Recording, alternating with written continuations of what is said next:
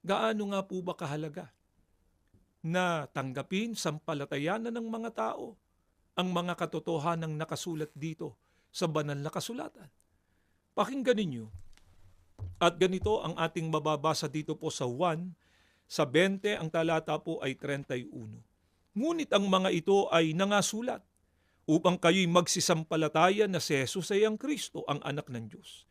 At sa inyong pagsampalataya ay magkaroon kayo ng buhay sa kanyang pangalan.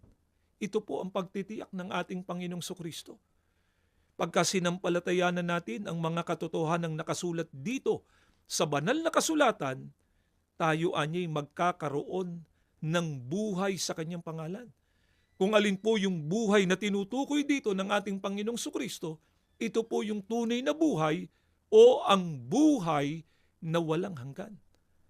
Kaya matatamo natin ang kaligtasan pagdating ng araw ng paghukom at higit sa lahat, tayo ang pagkakalooban ng tunay na buhay o ng buhay na walang hanggan pagdating po ng araw ng paghukom. Kailanmat ang ating pong pananalig, ang ating pananampalataya, ang tanging saligan lang ay kung ano yung mga katotohanang nakasulat dito sa banal na kasulatan.